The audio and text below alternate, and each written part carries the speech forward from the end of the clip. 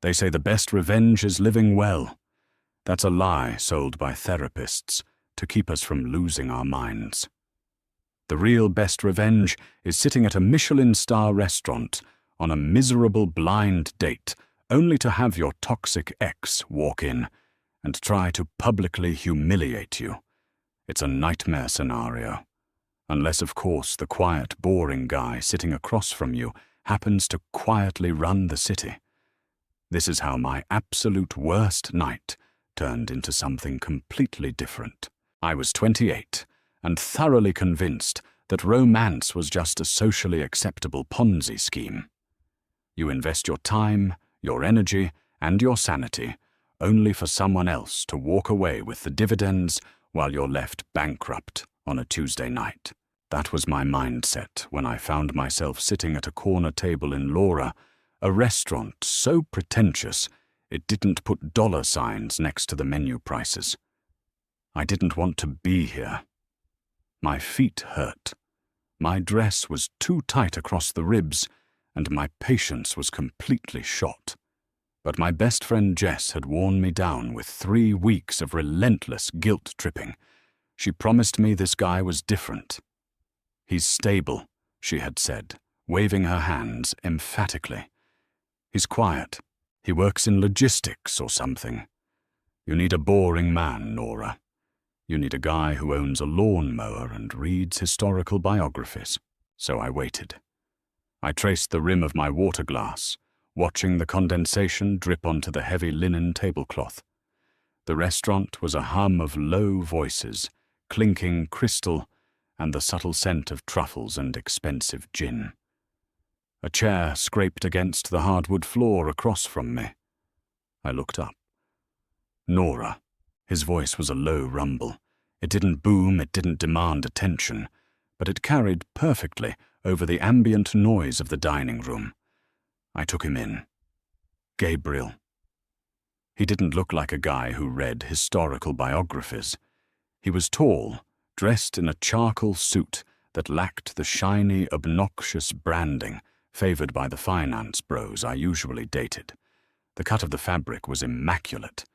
It sat on his shoulders with a heavy, tailored permanence. His face was sharp, worn in at the edges, with dark hair swept loosely back. He looked tired. Not the tired of a long day at an office, but a deep structural exhaustion. Gabriel, I said, offering a tight, polite smile. You found it. Traffic on the bridge, he said, taking his seat. He didn't apologize, which I actually appreciated. People always over-apologized for things outside their control. He simply stated the fact and moved on. He picked up the menu, his eyes scanning the absurdly priced entrees. Jess told me you work in logistics, I said, trying to jump-start the painful ritual of small talk. Waste management, mostly. Import-export. Moving things from point A to point B. He set the menu down. He hadn't looked at it for more than 3 seconds. She told me you're a graphic designer who hates clients. A genuine laugh punched its way out of my chest. She wasn't supposed to share that part. But yes, I make logos for people who don't know what they want, but know they don't want whatever I just made them. Sounds exhausting, he said. He signaled the waiter with a bare flick of 2 fingers. It wasn't rude, but it was authoritative. A waiter materialized almost instantly. Gabriel ordered a Scotch neat. I asked for the driest martini they had. The conversation settled into a surprisingly comfortable rhythm. Gabriel didn't try to impress me. He didn't brag about his car, his portfolio, or his gym routine. He just sat there, remarkably still, listening to me complain about my landlord. There was a heaviness to him, a dense gravity that made the air around our table feel insulated. I was just starting to relax, just beginning to think that maybe Jess hadn't entirely ruined my Friday evening, when the temperature in the room seemed to drop. The hairs on the back of my neck stood up. It's a biological response, an evolutionary leftover from when we used to get hunted by predators in the tall grass. I looked toward the entrance. Derek. My stomach plummeted, hitting the floor and rolling under the table. It had been 6 months since I packed my things into garbage bags and walked out of his apartment. 6 months since I blocked his number after finding out he was sleeping with his paralegal. He looked exactly the same. He wore a navy blazer with gold buttons, looking like he was about to step onto a yacht he didn't own. On his arm was a blonde girl who looked barely old enough to rent a car. She was laughing too loudly at something he said. I immediately ducked my head, staring intensely at the breadbasket. "Don't look over here. Don't look over here." "Problem?" Gabriel asked. His voice was flat. He hadn't turned his head, but his eyes were fixed on my face, reading the sudden panic tightening my jaw. "Ex-boyfriend," I muttered, taking a massive gulp of my martini. "Just hoping he doesn't see me." Gabriel took a slow sip of his scotch.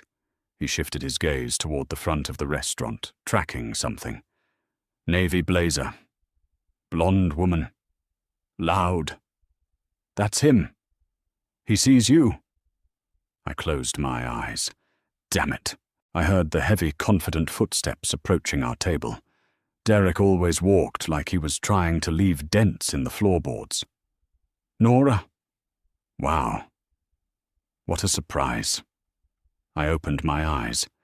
Derek was standing right next to our table, an infuriating smirk plastered across his face. The blonde girl was hanging off his elbow, looking vaguely bored. "Derek," I said. I kept my voice devoid of emotion. "Hello. Didn't expect to see you at a place like this," he said, his eyes darting around the expensive dining room before landing on Gabriel. He looked Gabriel up and down, doing that instantaneous male calculus where he tried to figure out if he was the alpha in the room. Gabriel didn't look back. He was casually rotating his whiskey glass on the table. "Who's your friend?" "This is Gabriel," I said tightly. "We're having dinner, if you don't mind." "Oh, a date." Derek chuckled a wet, condescending sound. "Good for you, Nora. Really putting yourself back out there." "I was telling Madison here," he nudged the blonde, "that you were always a bit of a homebody. Hard to get you out of sweatpants." It was a blatant lie designed to make me look pathetic in front of a new man. My fingernails dug into my palms. I wanted to scream. I wanted to throw my drink in his face. But I just sat there, trapped by the social contract of polite society. Gabriel finally stopped rotating his glass. "Sweatpants are comfortable," Gabriel said. He didn't look at Derek when he said it. He didn't raise his voice. He just spoke into the space between them, his tone completely conversational. Derek blinked, thrown off by the absolute lack of defensive energy. He puffed his chest out slightly. "Sure, pal. I'm just saying it's nice to see her making an effort. Though frankly, getting a reservation here usually takes months. I had my assistant book my table back in April." He leaned in, resting one hand on the back of my empty chair. He was invading our space, trying to dominate the physical area. "How'd a guy like you manage to walk in cancellation?" "Something like that," Gabriel murmured. He picked up his fork, inspecting the tines. "Right." Derek sneered. He turned his attention back to me, deciding Gabriel wasn't a threat, just a boring middle management nobody. "Look, Nora, I'm glad I ran into you. I need you to send me the login for the streaming services. You changed the passwords." I stared at him, genuinely incredulous. "You cheat on me, I move out, and 6 months later, you're interrupting my dinner to ask for my Netflix password." Madison shifted uncomfortably, her eyes widening a fraction. Derek's face flushed. The mask of the suave, successful ex cracked, revealing the petty, arrogant child underneath. "Keep your voice down," Derek hissed, glancing around the restaurant. "Don't cause a scene. I pay half that subscription. I'm entitled to it. Just text it to me. And by the way, you still owe me for the security deposit on the apartment." "You kept the apartment, Derek. Yeah, and you left scuff marks on the wall when you dragged your cheap furniture out. He snapped back, his voice rising. A few heads at nearby tables turned. Derek hated looking bad in public, but his temper always overpowered his vanity. He slammed his hand down on our table, rattling the silverware. You always do this. You always act like the victim. I'm trying to be civil, but you're sitting here with some nobody eating food you can't afford, trying to pretend you didn't downgrade. My throat closed up. The humiliation was a hot, prickling sensation washing over my skin. He was doing it again.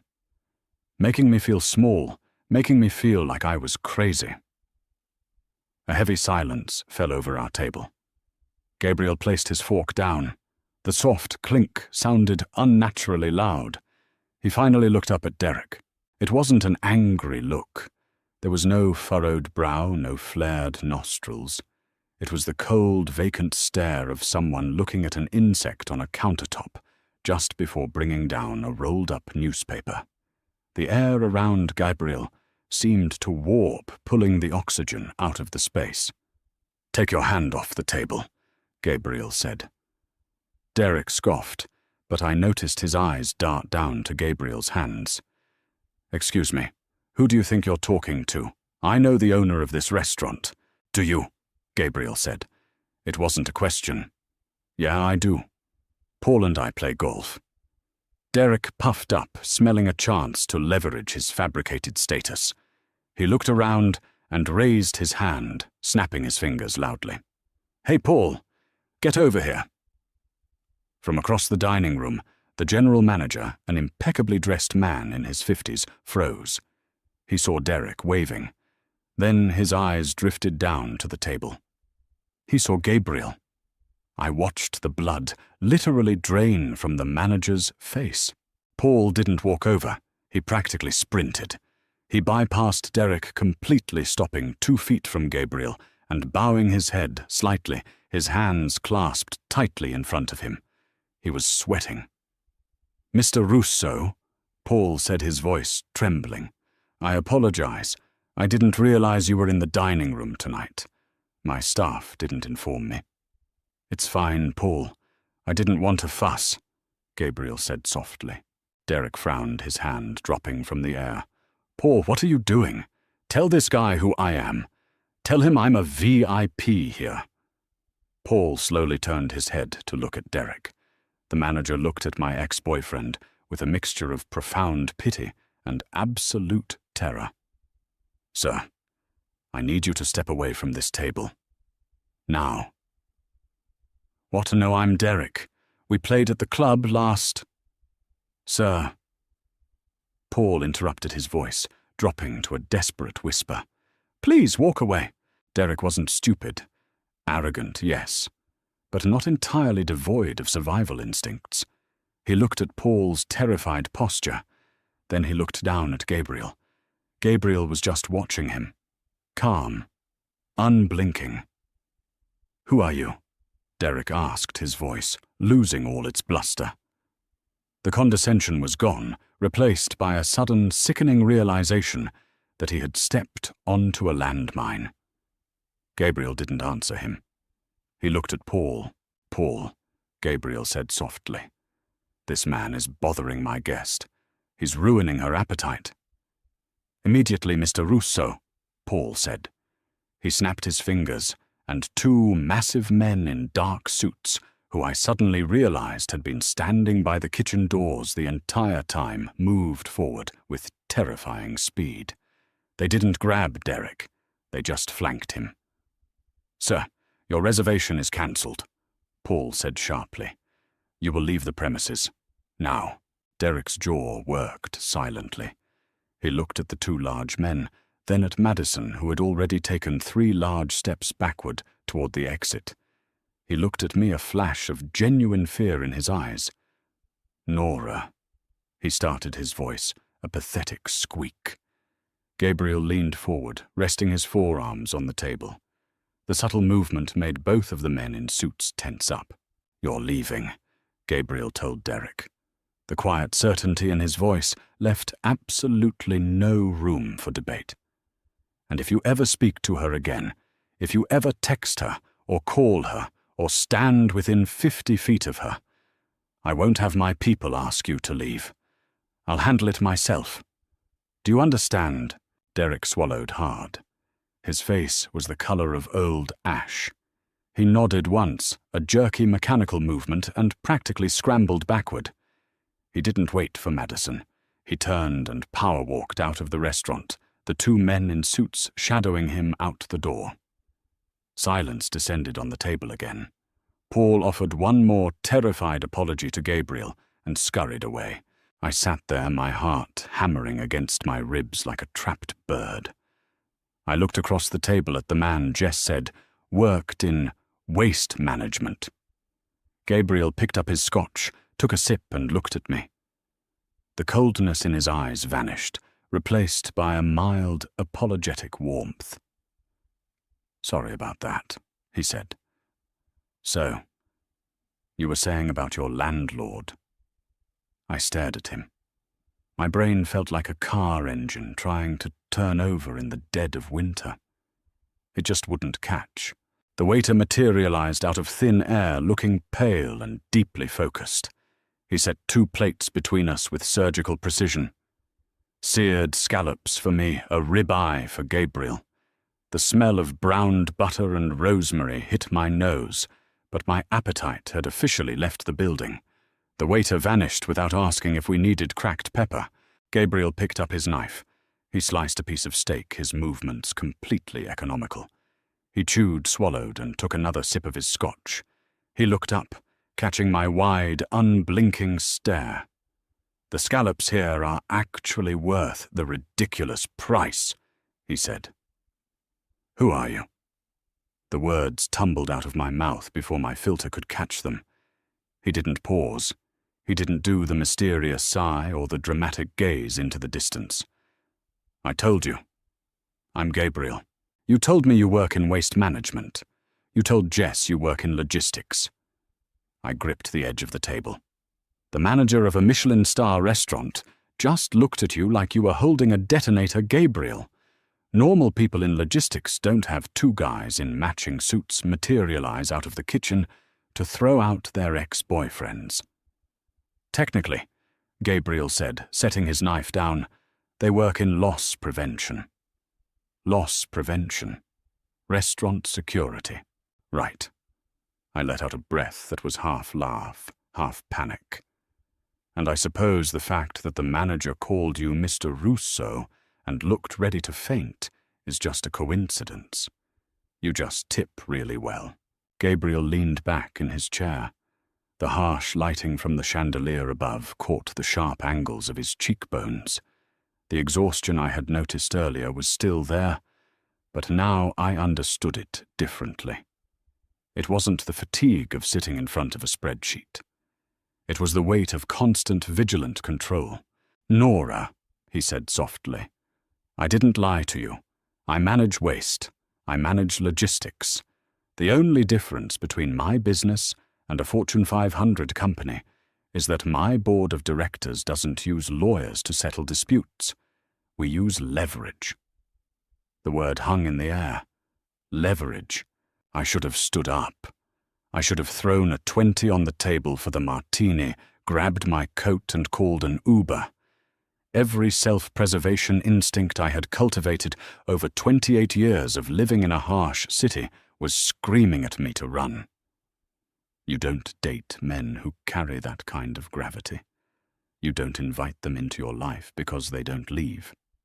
They consume. But I looked at the empty space where Derek had been standing. For 2 years, Derek had made me feel small. He had gaslit me, cheated on me, and made me believe I was fundamentally difficult to love.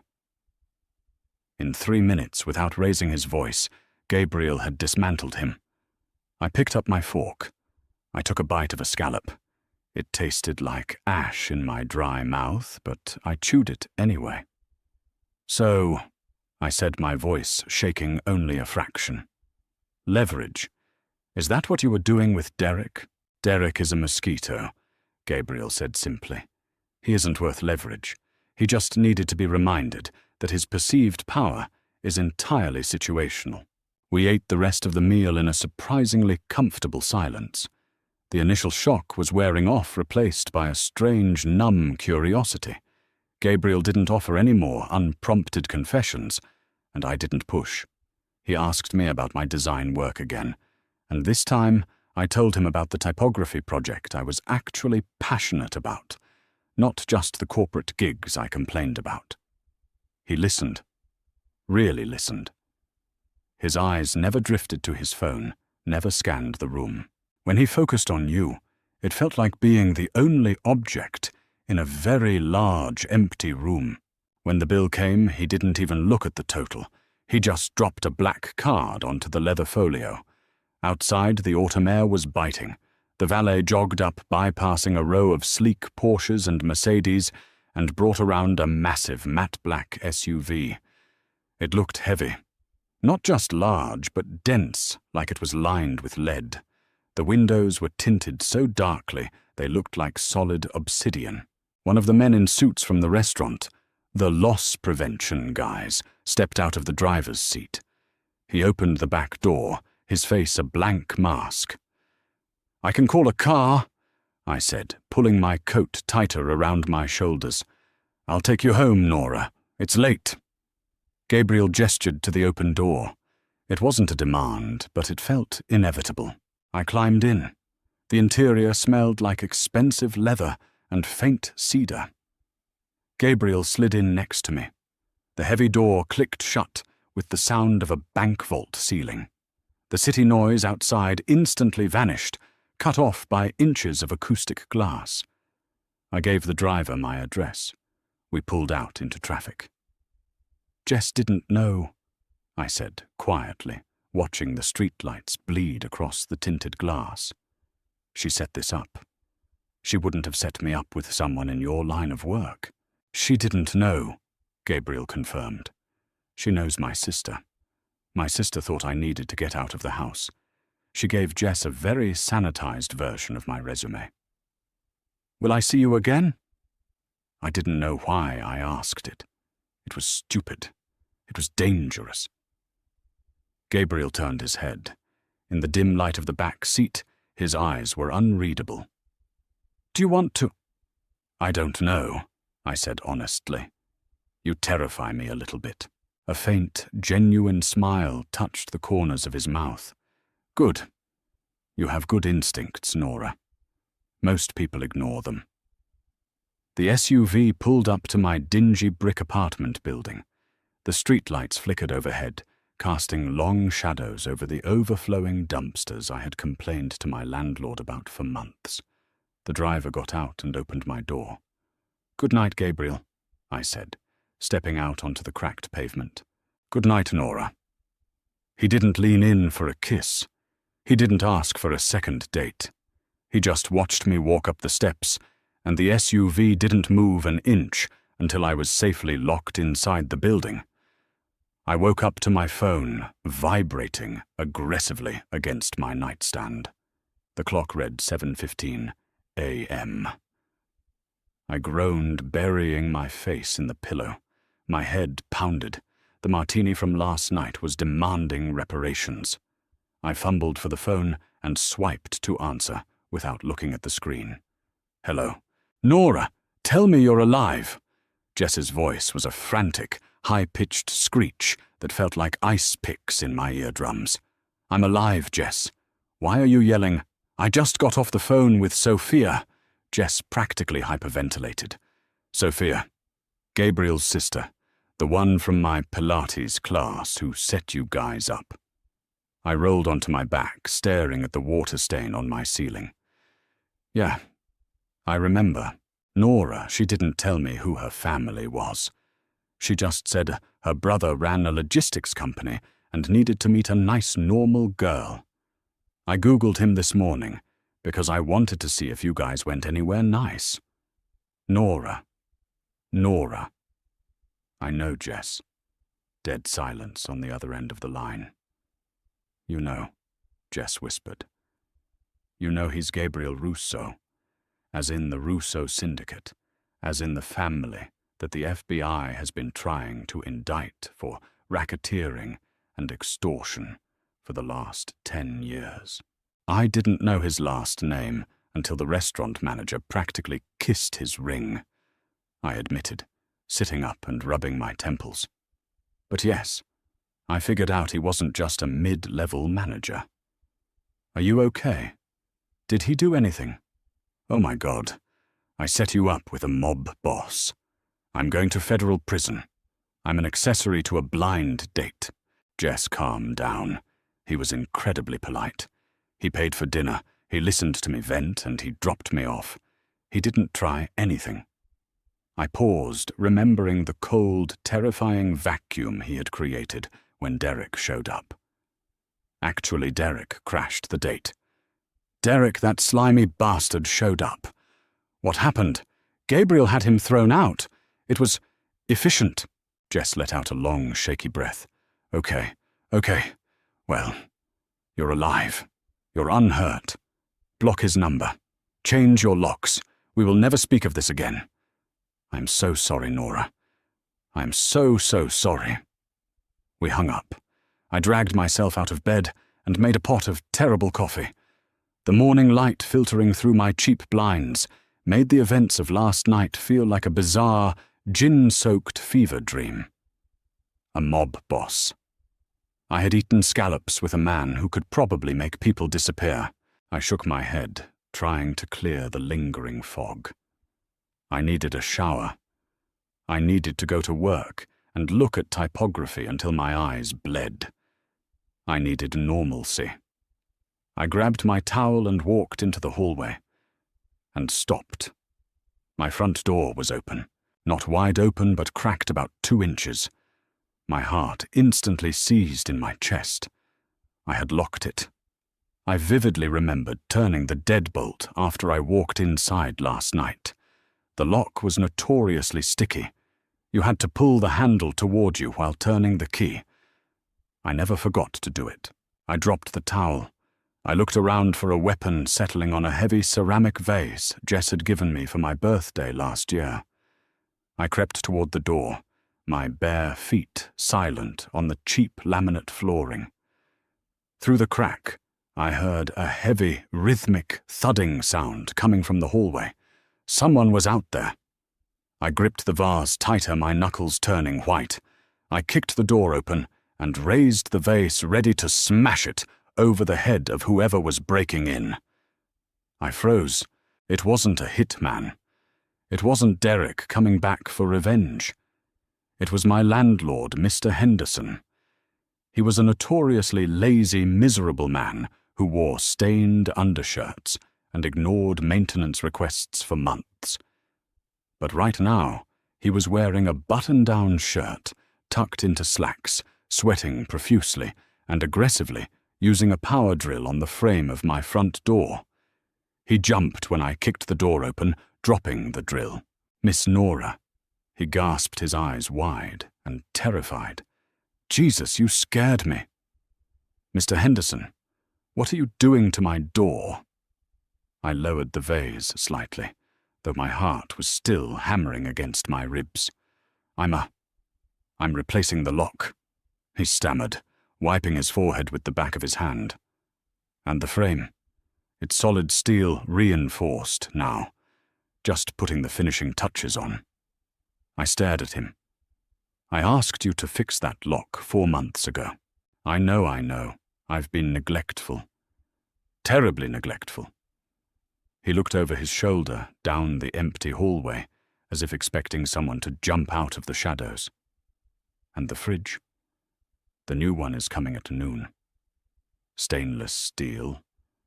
And the plumber is coming at 2 to look at the water pressure in your shower. I lowered the vase completely. The realization hit me like a physical blow. The cold, mechanical efficiency of it all. Mr. Henderson, I said slowly. Did someone ask you to do this?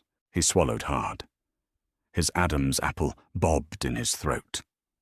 A very polite young man called me this morning. At 5 a.m. He explained that a tenant of mine was experiencing subpar living conditions.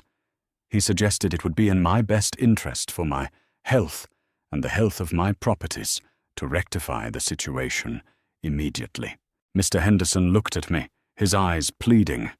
"The lock is top of the line, Miss Nora. Nobody is getting through this door. Please, if anyone asks, tell them I took care of you." He picked up his drill, hastily finished the last 2 screws on the reinforced strike plate, handed me 2 brand-new keys, and practically sprinted down the hallway toward the stairs. I stood in the doorway holding the shiny brass keys. The heavy steel of the new lock gleamed in the dim hallway light.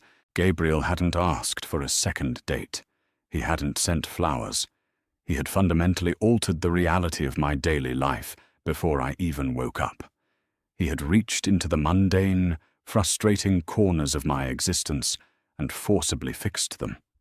It was a terrifying display of power. It was also, God help me, the most romantic thing anyone had ever done for me. My phone buzzed in the pocket of my pajama pants. I pulled it out. Unknown number. I swiped answer. Did the lock work? Gabriel's voice was low, carrying that same quiet gravity from the restaurant. I leaned my head against the new solid steel doorframe.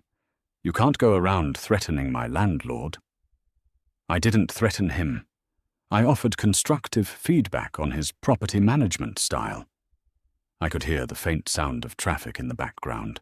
He was already out in the world, running his invisible empire. He was very receptive. Gabriel. Nora. I closed my eyes. "Thank you. I don't like people having access to things they shouldn't," he said quietly. "Have a good day at work. I'll pick you up at 7. He hung up before I could say yes. Or no. I spent the entirety of my Tuesday staring at a monitor trying to make a corporate logo look more aggressive, but also welcoming. It was the kind of contradictory, meaningless feedback that usually ruined my week. Today, it barely registered. I nodded during the Zoom calls. I dragged vector points across the screen. I drank 3 cups of break-room coffee that tasted like burnt copper. But my mind was tethered to the heavy steel deadbolt on my front door. Every time my phone buzzed with an email notification, my pulse spiked. I was waiting for the other shoe to drop. You don't get involved with a man like Gabriel Russo, even peripherally, and walk away clean. Pop culture had taught me that much. But the day ticked by with agonizing normalcy. Nobody kicked in my office door. Nobody left a severed horse head in my cubicle. It was just me, Adobe Illustrator, and the crippling realization that I had agreed to a second date with a syndicate boss. At 6:55 p.m., I walked out of my office building. The evening air was thick with humidity and the smell of exhaust. The black SUV was idling at the curb. I didn't hesitate. That was the most terrifying part. The cynical, rational voice in my head, the one that had successfully navigated me through bad breakups, terrible apartments, and a soul-crushing career, was entirely silent. I pulled open the heavy rear door and climbed inside. Gabriel was wearing a dark crewneck sweater and slacks. The absence of the tailored suit didn't make him look any softer. If anything, it emphasized the broad, dense line of his shoulders. He was looking at a tablet, his thumb scrolling rhythmically. He turned off the screen the second the door clicked shut. "Rough day?" he asked. "My client wants a font that expresses synergy," I said, leaning back into the leather seat. I spent 4 hours looking at sans serif typefaces until they all looked like ancient hieroglyphs. "How was your day?" "Productive," he said. He didn't elaborate. I appreciated the lack of detail. I didn't want to know what a productive Tuesday looked like for the Russo family. The SUV merged into the heavy downtown traffic.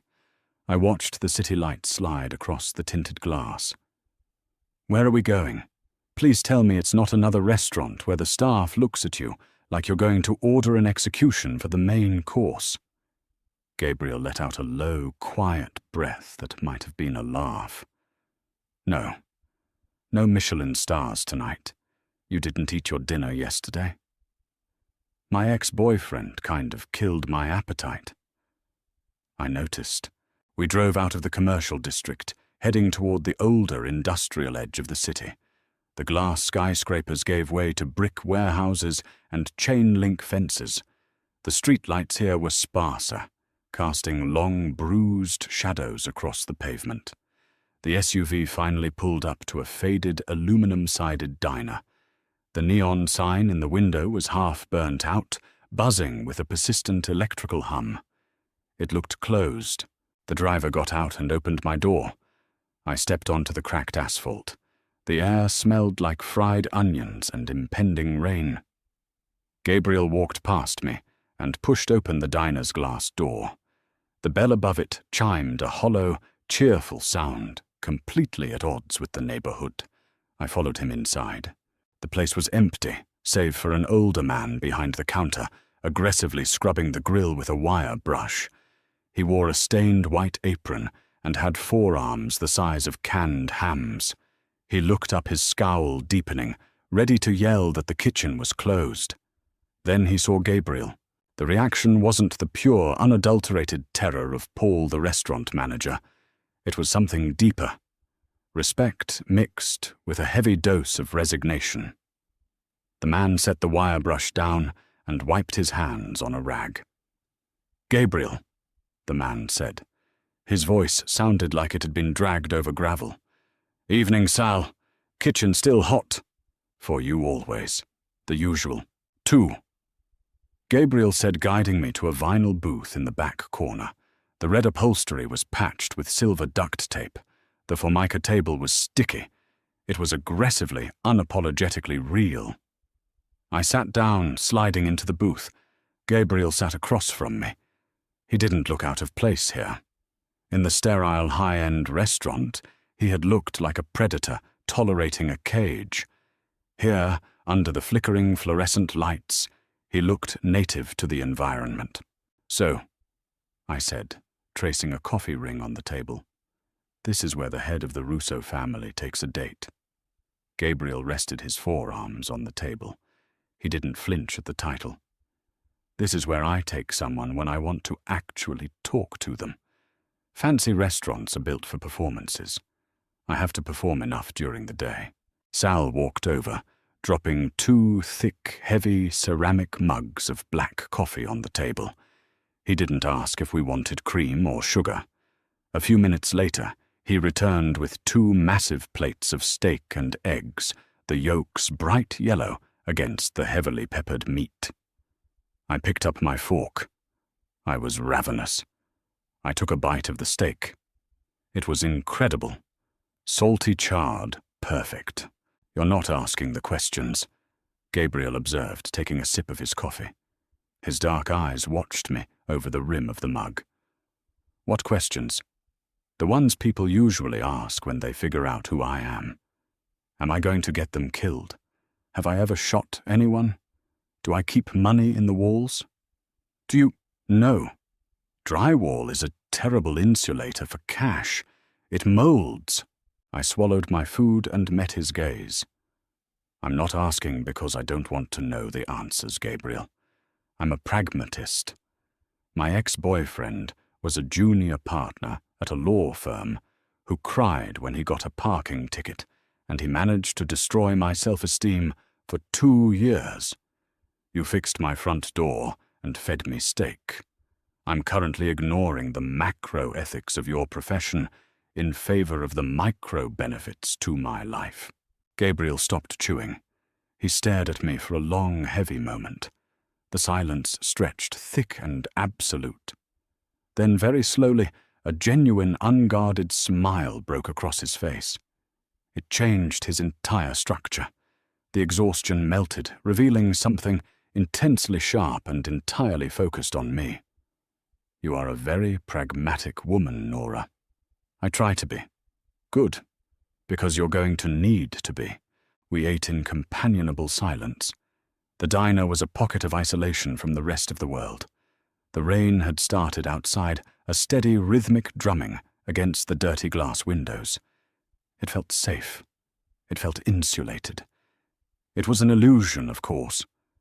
I was just finishing my coffee when the bell above the door jingled sharply.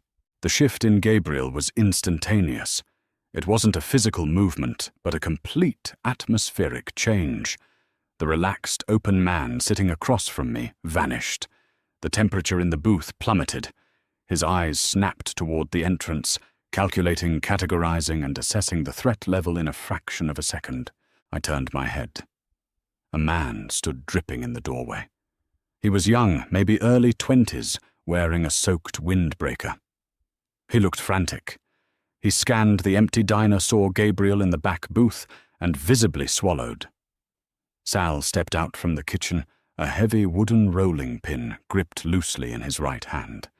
He looked at the kid, then looked at Gabriel. Gabriel gave Sal a microscopic nod.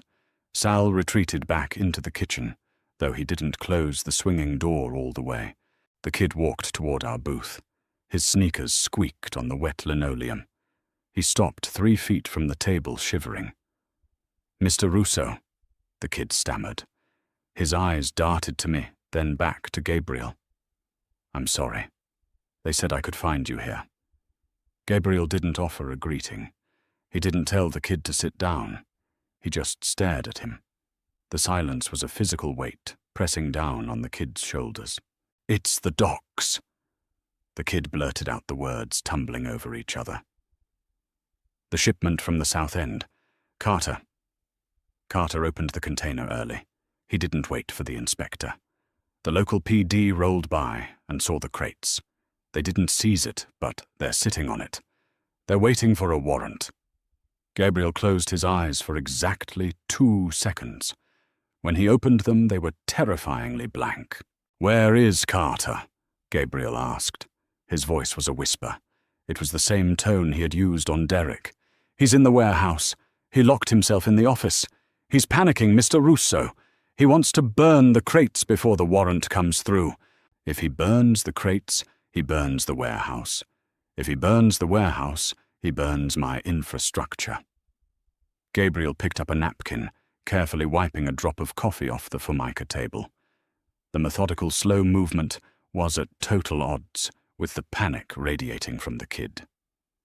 "Tell me you didn't leave him alone with a lighter." "Tommy is outside the office door," the kid said quickly. "But Carter is unhinged. You know how he gets when he uses." "I know," Gabriel said. He placed the napkin down. He finally looked at me. "Nora, I apologize. We have to cut this short." "It's fine," I said. My voice sounded remarkably steady, though my heart was hammering a frantic rhythm against my ribs. Gabriel stood up. He pulled a $100 bill from his pocket and dropped it on the table. He looked at the kid. "Go to the car. Tell the driver we're going to the South End. Now." The kid nodded rapidly and practically sprinted out of the diner. Gabriel turned back to me. "I'm having a car sent for you. It will be here in 5 minutes. The driver will take you straight home. He won't leave your building until you are inside and the deadbolt is thrown." "You don't have to manage my logistics," I said, trying for a weak smile. "I can take an Uber." "No Ubers," Gabriel said sharply. The command snapped through the air. He caught himself taking a slow breath, dialing back the terrifying authority. "No Ubers, Nora." "Not tonight." I stood up, sliding out of the booth. I was suddenly very aware of how large he was, how completely he blocked the aisle. "Gabriel, what are you going to do to him?" "To Carter." It was the question I had promised myself I wouldn't ask. The micro-benefits were gone. The macro-ethics were standing right in front of me, smelling of rain and impending violence. Gabriel looked down at me. He didn't soften his expression. He didn't lie to protect my delicate sensibilities. Carter made a mistake. Gabriel said, his voice flat. "Mistakes in my business cost people their freedom, or their lives. He compromised my people because he couldn't control his habit. I am going to remove him from the equation." Remove him, I repeated. The words felt like ash. I run a violent machine, Nora. I told you I manage waste. Tonight, Carter is the waste. He stepped closer. The heat radiating off him was intense. This is the reality. This is what pays for the Michelin-star dinners and the reinforced locks. I don't scream. I don't throw tantrums like your ex. But I am ruthless because my survival requires it. He reached out his knuckles lightly, brushing against my jaw. The touch was impossibly gentle, a stark contrast to the horrific thing he had just admitted.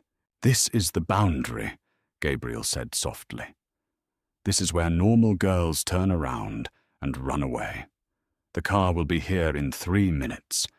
If you get in it and you lock your door tonight, I will delete your number. You will never see me again.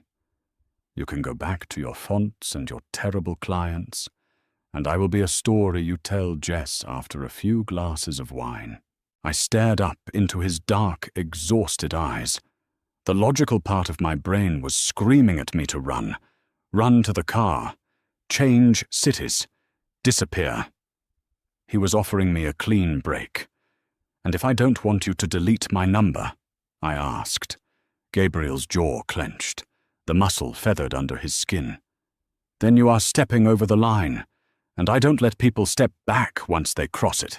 Headlights swept across the front of the diner, illuminating the rain-slicked glass. A second black SUV had pulled up to the curb. My ride home. Gabriel dropped his hand from my face. He turned and walked out of the diner, heading toward his own waiting vehicle. He didn't look back.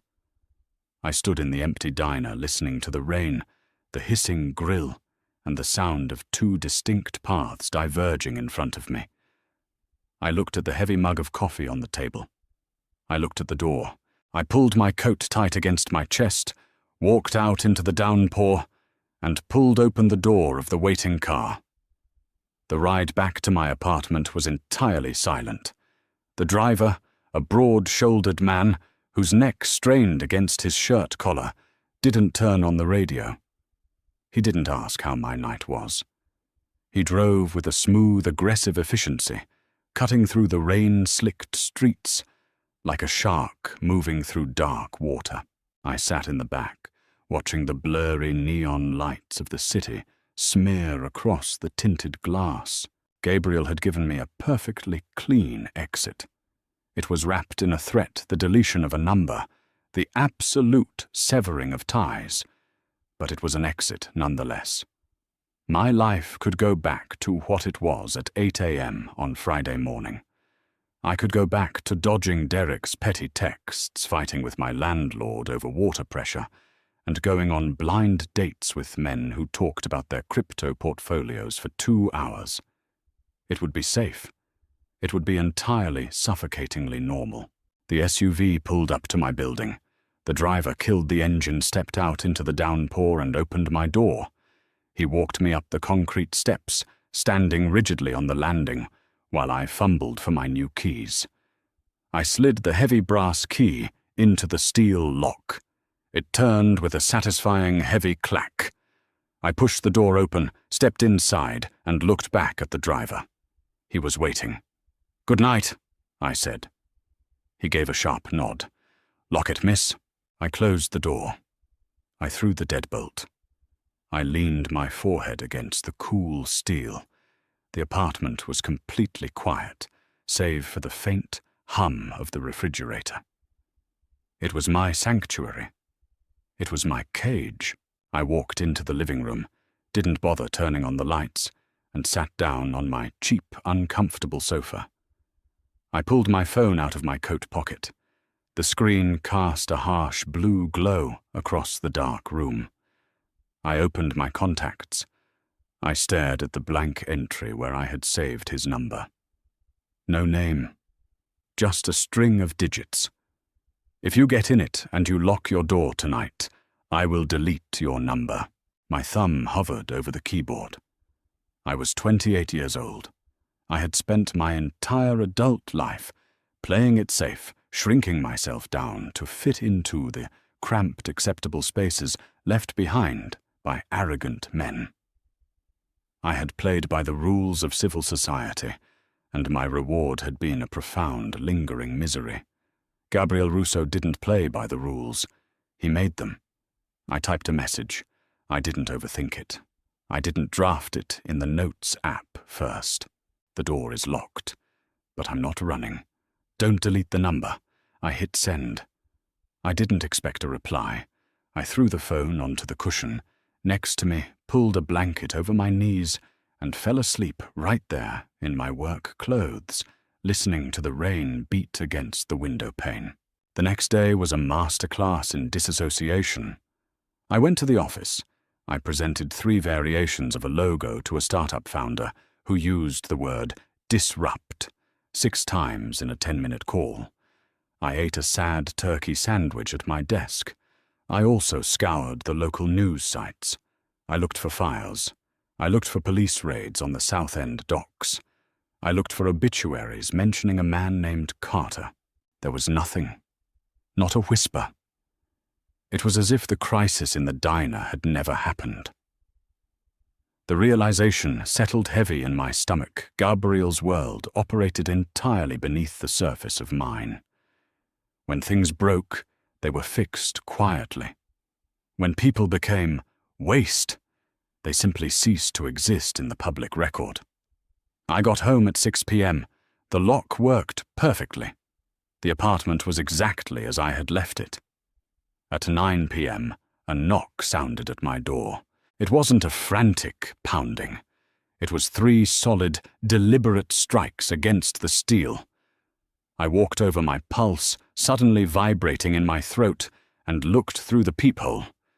Gabriel stood in the hallway. I undid the deadbolt and pulled the door open. He was wearing the same dark sweater from the diner, but the immaculate composure was fractured. He looked like he had spent the last 24 hours dismantling a bomb with his bare hands. There was a faint smudge of grease or soot on his jaw. His eyes were shadowed bloodshot at the corners. He smelled heavily of black coffee rain and cold concrete. He didn't step inside. He just looked at me, taking in my oversized sweatpants and the messy bun on top of my head. "You sent the text," he said. His voice was raspy, stripped of its usual smooth gravity. "I did. I gave you an out, Nora." "I know." I crossed my arms over my chest, holding my ground in the doorway. "And I declined it. I told you I'm a pragmatist. I weighed the pros and cons. There are no pros," Gabriel said harshly. "My life is a liability. It is violent, it is demanding, and it does not stop. I spent the last 18 hours cleaning up a mess that would have sent 3 of my men to federal prison. The man responsible is no longer a problem. Do you understand what that means? I understand that you do what you have to do to protect your people," I said evenly. I was terrified, yes. But looking at him, exhausted carrying a weight that would crush a normal man, the terror was eclipsed by a fierce, undeniable pull. "Are you going to come inside, or are you going to stand in my hallway, trying to convince me I'm making a mistake?" Gabriel stared at me. The tension in his jaw flexed. Then the invisible wall he kept between himself and the rest of the world shattered. He stepped over the threshold. He kicked the door shut behind him, the heavy steel slamming into the frame, and he closed the distance between us. His hands came up, framing my face, his thumbs tracking along my cheekbones. His palms were rough, calloused. He kissed me. It wasn't gentle. It was a collision. It felt desperate, like a man taking his first breath of oxygen after pulling himself out of a freezing river. I grabbed the front of his sweater, grounding myself against his solid, heavy frame, and kissed him back. The lingering smell of smoke and cold air clung to his clothes. When he finally pulled back, he rested his forehead against mine. His chest heaved against my palms. "You're in Nora," he whispered, his voice a low vibration against my skin. You stepped over the line. There is no going back now. I know. I breathed. The adjustment period was abrupt. Dating Gabriel Russo wasn't about public declarations or sweeping romantic gestures. It was a masterclass in reading the negative space. 3 weeks in a bizarre, heavily fortified routine settled over my life. I still went to work. I still fought with tech clients over color palettes that felt too corporate. But the edges of my reality were now walled off by invisible titanium. I noticed the black sedan parked down the street from my office every afternoon. I noticed that when I went for my Sunday run, a broad-shouldered jogger in a grey hoodie maintained a 40-yard distance behind me. Gabriel never mentioned them. I never asked. It was the unspoken tax of our arrangement. Gabriel existed in my life entirely outside of standard business hours. He arrived late, shedding the heavy armor of his day job at the door. He didn't talk about the syndicate. We ordered Thai takeout, watched terrible true crime documentaries, and slept. It was an intensely domestic bubble, completely isolated from his violent machinery, until the machinery bled into the daylight. It happened on a Tuesday. I was standing at an artisan coffee cart, 2 blocks from my office, reviewing Pantone swatches on my phone. Nora. 2 men stood on the sidewalk entirely out of place among the midtown tech crowd. They wore cheap, ill-fitting suits. The older man had a graying mustache and deeply cynical eyes. The younger one was aggressively chewing gum. "Detective Callahan, this is Detective Ruiz," the older man said, invading my personal space to manufacture authority. "We work organized crime. Do you have a minute?" My stomach dropped in an icy plunge of adrenaline. I kept my face blank. "I have a meeting in 10 minutes. It's about Gabriel Russo," Ruiz said, popping a bubble. "We know you two have been spending a lot of time together. Late nights at your place, quiet dinners at Sal's. Knowing about Sal's, Gabriel's personal sanctuary, made the ice in my chest spread. They had been watching us." Callahan leaned in, smelling of stale tobacco and desperation. "Look, Nora, you're a normal girl. You have a clean record. You don't belong in the deep end. Gabriel Russo is a dangerous man. He smiles, he pays for dinner, but underneath he destroys everything he touches. A federal task force is closing in. When the hammer falls, it crushes everyone standing near him, including the girl he uses to look normal. Tell us what he talks about, who visits your apartment, and you can walk away clean." They wanted me to be an informant. I looked at Callahan's tired eyes. I thought of Derek, my clean, normal ex-boyfriend, who systematically dismantled my self-worth while society applauded his success. Then I thought of Gabriel, who walked through the dark so I could sleep soundly behind a reinforced door. "Gabriel and I talk about graphic design," I said, stepping around Callahan to grab my latte from the barista.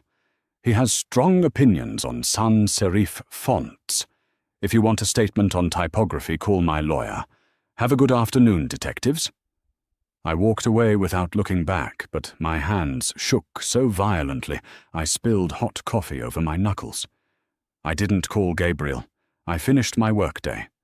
But the paranoia had firmly set in. The invisible wall protecting my life had been breached. When Gabriel arrived at my apartment at 11 p.m., I was sitting on the kitchen counter in the dark, drinking a glass of cheap wine. He took one look at my posture and stopped dead in the entryway. The relaxed, exhausted man vanished.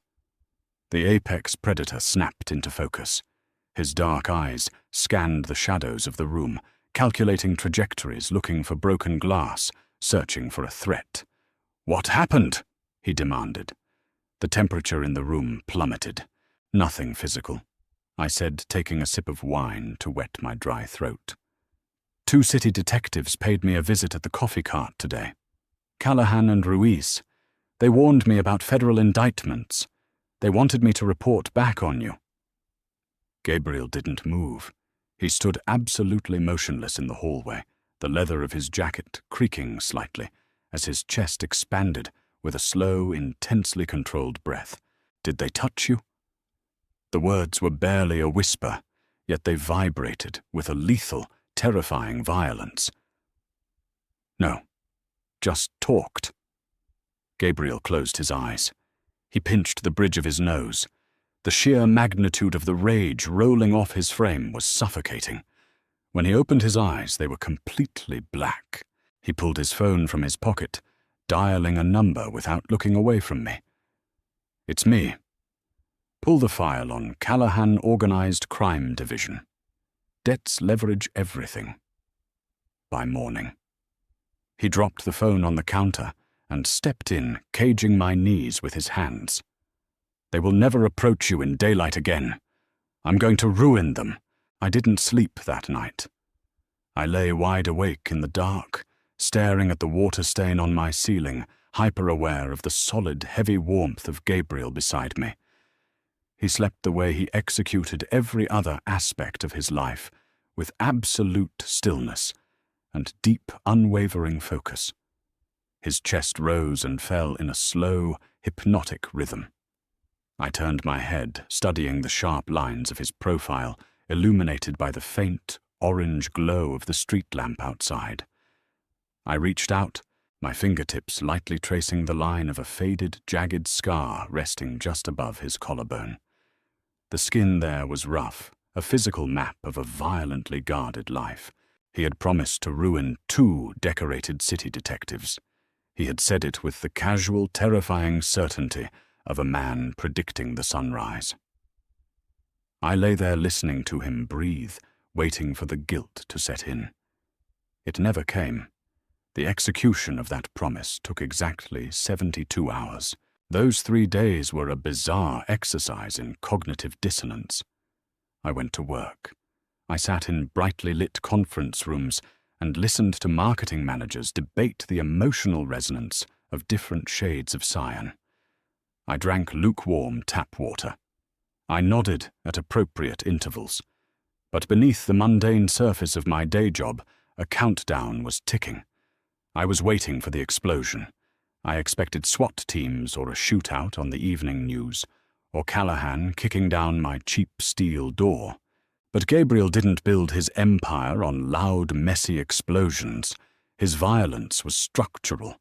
He didn't need to break a man's legs when he could quietly break the foundation of a man's entire life. On Friday morning, the office was quiet.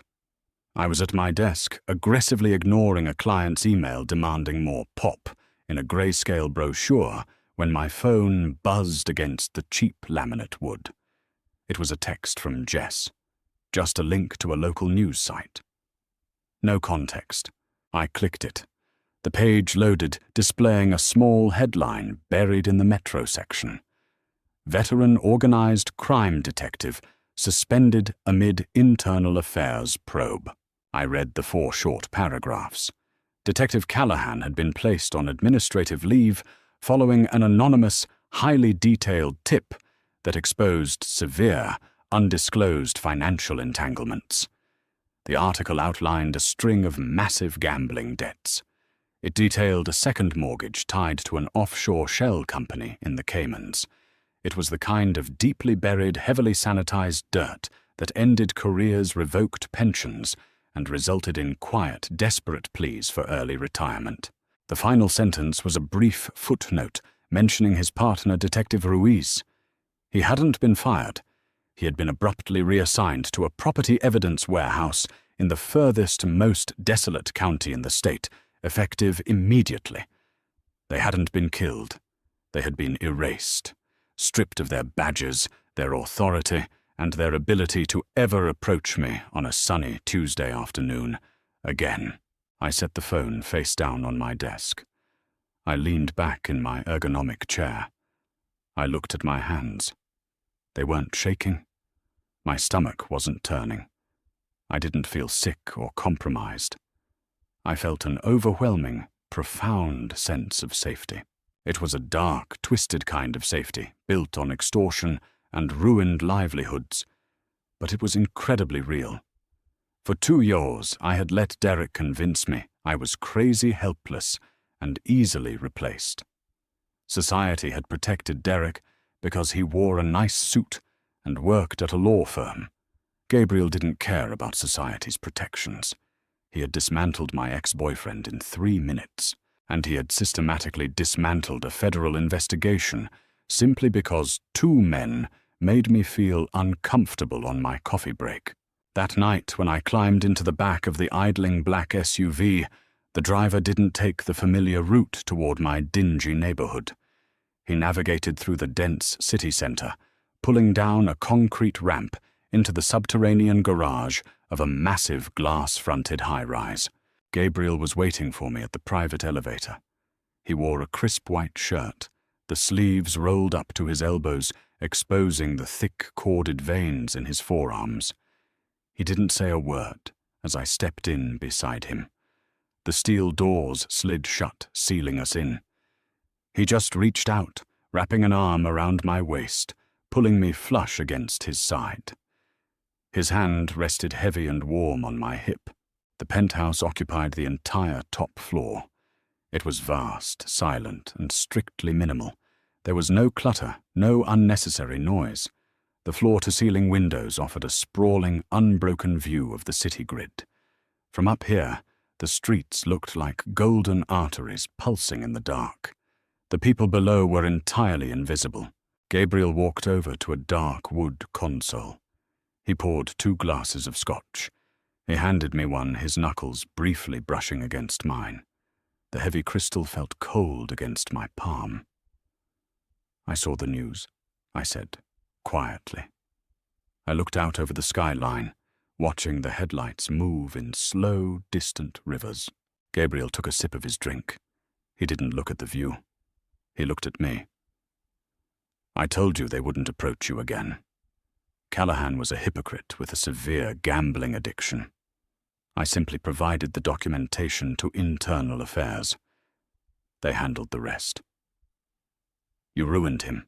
I removed an obstacle," he corrected softly. He stepped closer.